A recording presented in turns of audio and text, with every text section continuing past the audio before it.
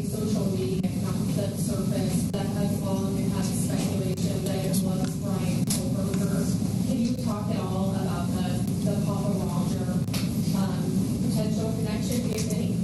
Right. There was no connection. There wasn't at all. We looked into every bit of it. We took a deep dive into it. We researched it. We utilized. It was not. It was not. Here. It sounded like Zal's family said that there was a second weapon that was used to kill Zal's office. Can you confirm that? Out of respect for the families, that's something that you'll have to get from them. If they wish to share that with you, it'd probably be through them, not through us. And one more question.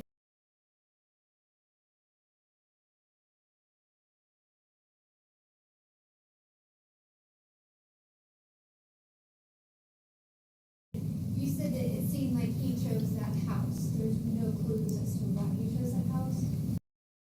You know, after working in Moscow for several years as Chief Dollinger, that area is frequented by many people at all hours of the night when college is in session. There's lots of people around. There's lots of vehicles around at all hours. It does, and though it doesn't make sense, and it's if you were in that neighborhood at all, it's a very complicated neighborhood. It's very closed in, but at the same time, there's everything from college kids to adults that live there. People that have full-time jobs, part-time jobs. So any one of us could come and go and fit in there. So, Bracken. It's nice to where you think or believe the murder weapon is, where you think or believe it close, or where there's maybe that great thought. How do you think you avoided those things? Well, I can just tell you, and forgive us if we go back and forth. It's just kind of how we roll. But there's no evidence that we found that would lead us to any specific, even general location as to where the murder weapon or the clothes have been. And we searched. I mean, the FBI, again, to their credit, we had folks doing soil samples and so all sorts of things to try to come up with somewhere to start searching for these things, and we just never found it. As far as the forensics piece, I'll let Darren speak. Yeah, and on the weapon, it wasn't a lack of trying. Everywhere that we had evidence of where he went, based upon phone records, based upon the evidence that we had gathered, we searched that. We went there. We did searches on the ground, in the water. We did searches. We sent soil samples to try to figure out maybe where a shovel had been used. So we searched everywhere that we possibly could, but the reality is, and we just were not able to find it. So. Forensics at the scene, in a murder scene where we now know Kaylee office was stabbed 34 times and then another victim was stabbed more. Right. So the reality is that somebody can carry this out and still not get covered in blood. We've had some of the world's experts that we've asked those same questions because we've struggled with that. Why do we not find more here and there? Did you monitor Mr. Kohlberger's communications while he was incarcerated? And did he say anything that was helpful or gave you any insight as to why he did this?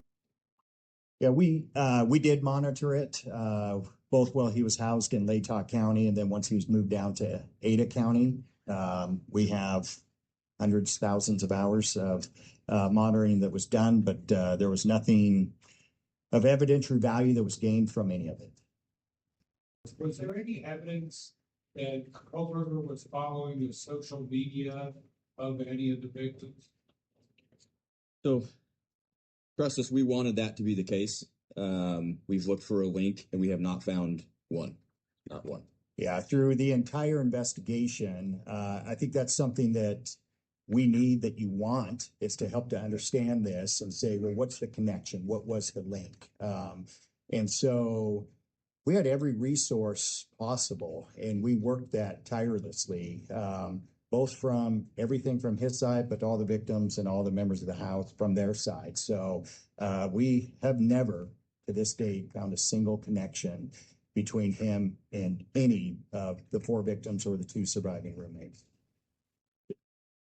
Michael Lewis from Fox News Digital. My question is for the investigators. You guys are going through this case. You've got a lot of evidence about his background, his education, his training. You said earlier you couldn't identify the reason the house was targeted. Do you have a motive? We don't. And from the prosecutor's point of view, yeah, certainly lack of a clear motive is something that we think about and consider as we're preparing for trial, because we're going to have a jury of 12, ordinary, honest citizens there who wanted to figure this thing out. And so we set that aside as something that we were going to dwell on, whether there was clear proof of a specific motive, because we knew it wasn't legally required. And practically speaking, we knew it wasn't something that we possessed. Yeah, Mike Baker from the New York Times. I'm wondering if you can talk about Mr. Koberger's family, whether you got much cooperation, tips, input from them along the way. The only thing I'm really able to talk about is that we didn't get any tips or any evidentiary items from the family. So, and yeah. Yes.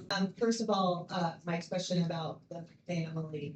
You said they gave you any evidence from the family. Was there any hindrance of the investigation from the family? And was there any specific evidence you were hoping to get? Are you talking about his family, Koberger's? There was not any hindrance, anything, nothing that impacted us carrying out the investigation. Thank you. And then the second follow-up, when you mentioned, like, obviously he followed this line of interest in his studies, did anything in your investigation indicate that that was chosen as part of the planning process as opposed to just an area of interest? There was nothing aside from, we have some of his coursework where he did, a crime scene recreation, that sort of thing, but it was all part of his studies, just his schooling and his choice of potential future profession. So. Yeah, and I would say we didn't find anything that would be any different than a student similar, a different student in the PhD program. I will acknowledge also, we do not have evidence that the defendant had direct contact with 1122 or with residents of 1122. Just wondering if you ever had any idea of what made Mr. Koberger take the plea deal at the end? No. Can I ask a follow-up? I know there were. That was a short answer. You probably have time for a short follow-up.